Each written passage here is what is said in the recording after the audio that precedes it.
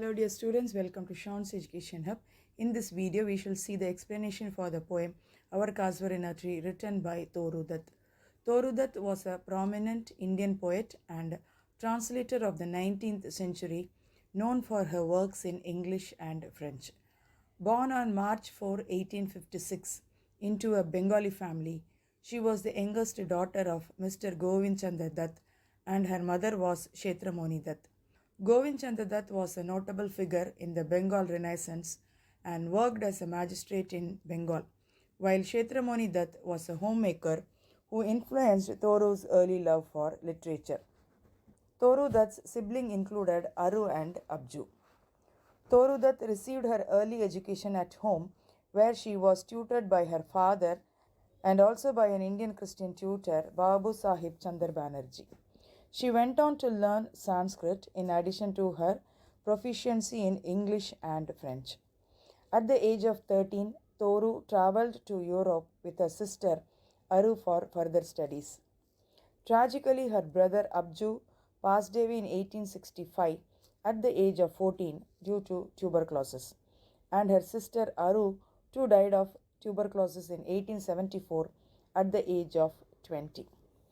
It's likely that her poem, Our Casuarina Tree, was written somewhere around 1874 to 1876, possibly while she was in France or Italy, reflecting on her childhood memories and loss.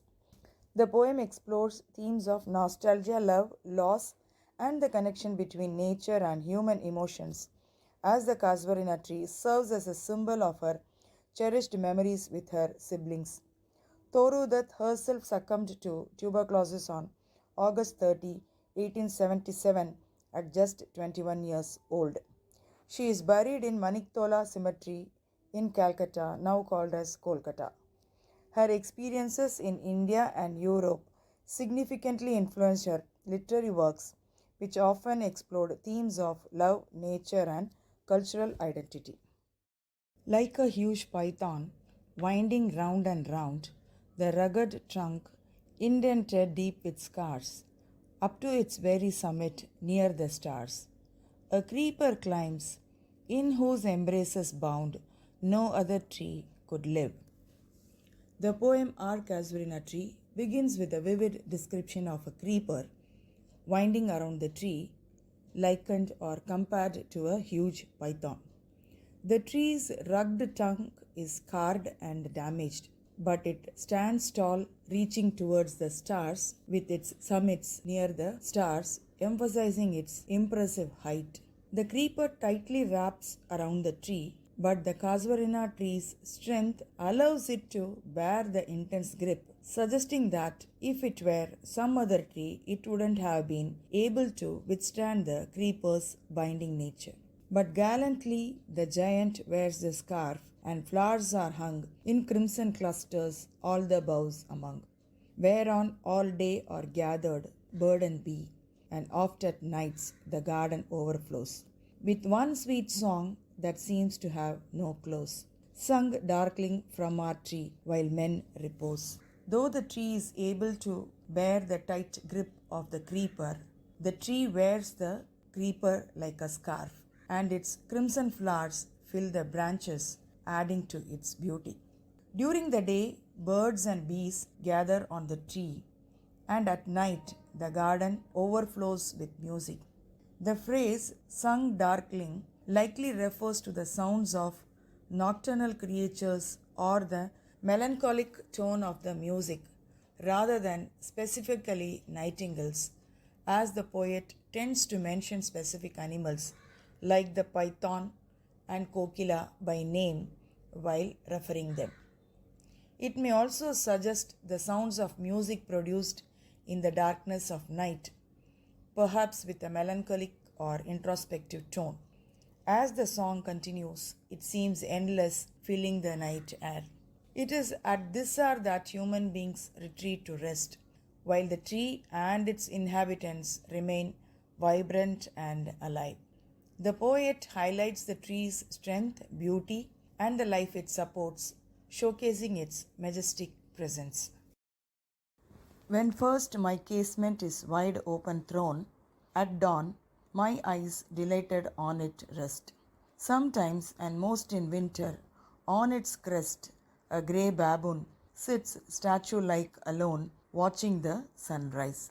The second stanza describes the poet's view from her residence or home, where she opens her casement, which is a type of window that is fixed on one side and opens like a door. It's dawn, and at dawn she feels extremely happy because when she opens her casement, her eyes rest on the majestic Casuarina tree.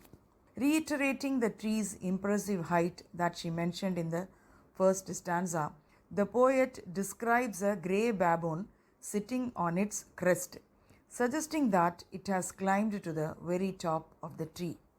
The baboon sits all alone, statue like, without making any move, and watches the sunrise with great intent. While on lower boughs, his puny offspring leap about and play, and far and near kokilas hail the day, and to their pastures wend our sleepy cows, and in the shadow on the broad tank cast, by that hoar tree, so beautiful and vast, the water lilies spring like snow and mast. While the baboon sits all alone on top of the tree, on the lower branches, the baboon's young one, its puny offspring, puny meaning small and weak, is moving around and playing, adding a sense of life and energy to the scene. Nearby, kokilas, a type of bird which is similar to the cuckoo, are hailing the day, which means greeting or welcoming the day with their sweet melodies. The sleepy cows are being taken to the nearby pasture, probably still feeling drowsy and are strolling slowly. The poet can also see the shadow of the casuarina tree cast on the broad tank or nearby. Since it's winter, the tree is filled with white frost. So the poet calls it as the hoar tree. And its shadow on the lake looks beautiful and vast. On the lake, water lilies of white color can also be seen, resembling snow that has been amassed or gathered there. The poet has beautifully described the serene atmosphere and the beauty that surrounds the casuarina tree in the winter season in this second stanza. But not because of its magnificence. Dear is the casuarina to my soul. Beneath it we have played, though years may roll.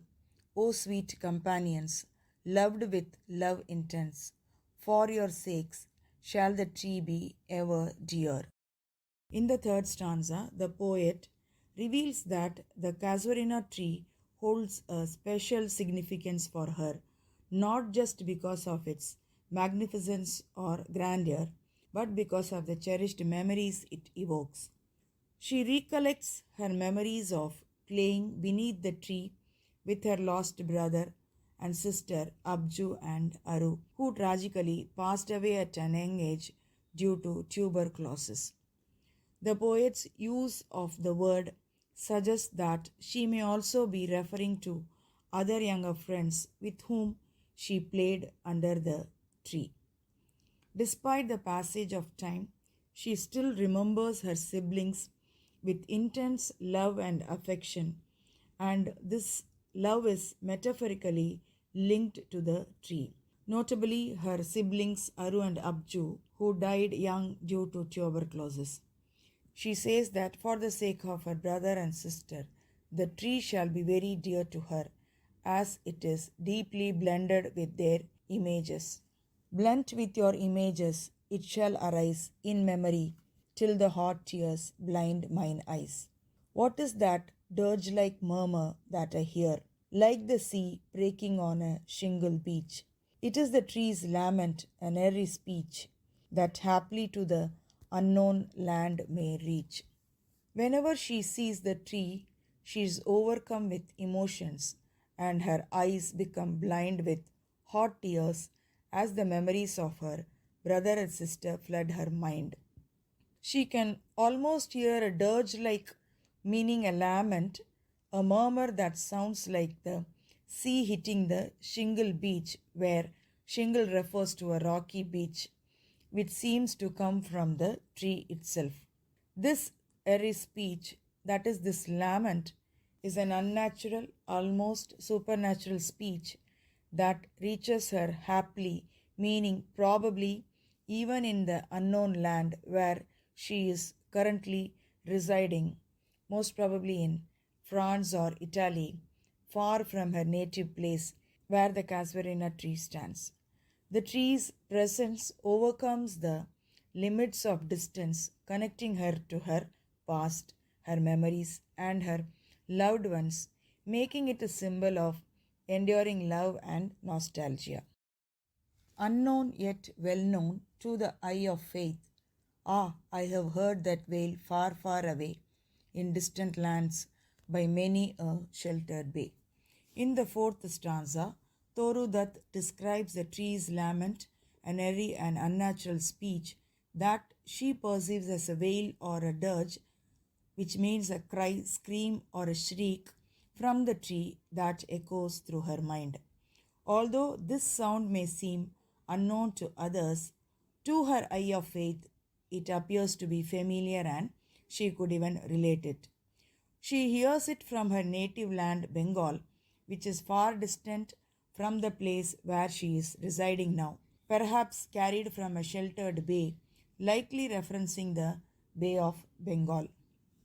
When slumbered in his cave, the water wraith, and the waves gently kissed the classic shore of France or Italy beneath the moon, when earth lay tranced in a dreamless swoon.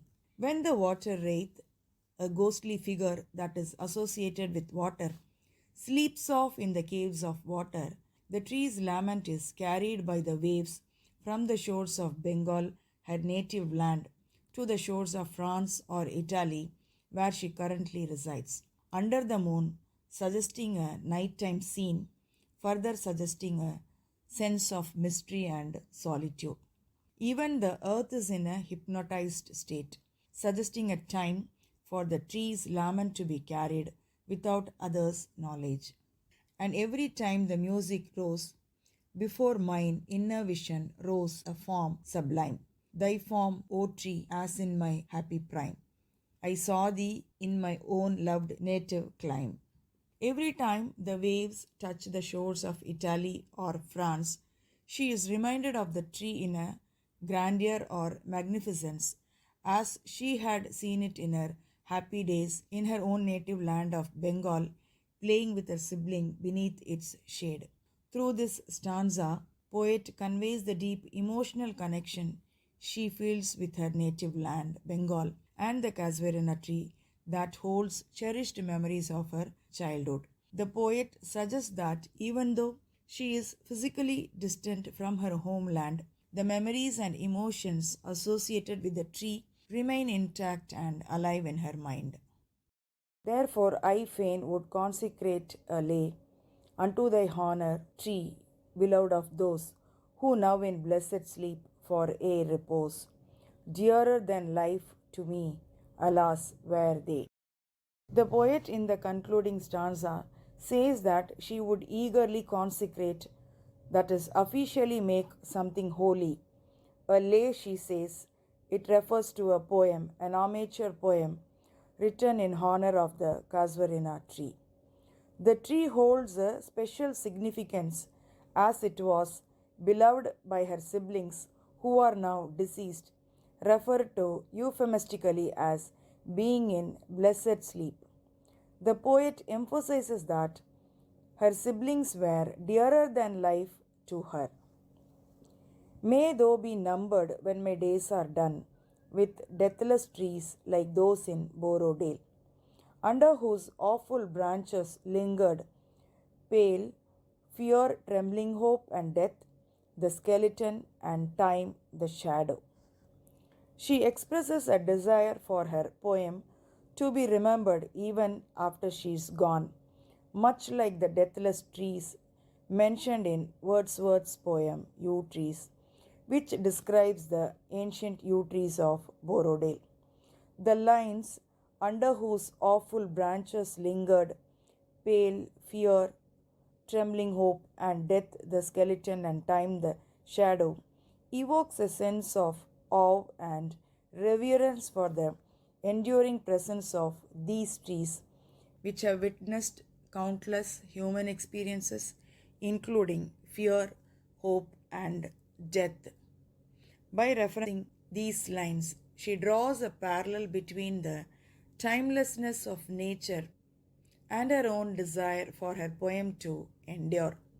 She hopes that her poem, Our Casuarina Tree, will be remembered and cherished just like the ancient yew trees. And though weak the verse that would thy beauty feign, O fain rehearse, may love defend thee from oblivion's curse.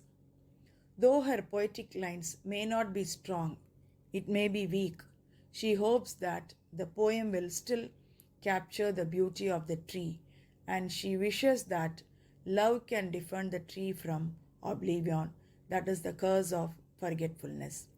By repeating the beauty of the tree in her poem, she aims to preserve its significance and the memories associated with it, ensuring that it remains alive in the hearts of those who read her poem.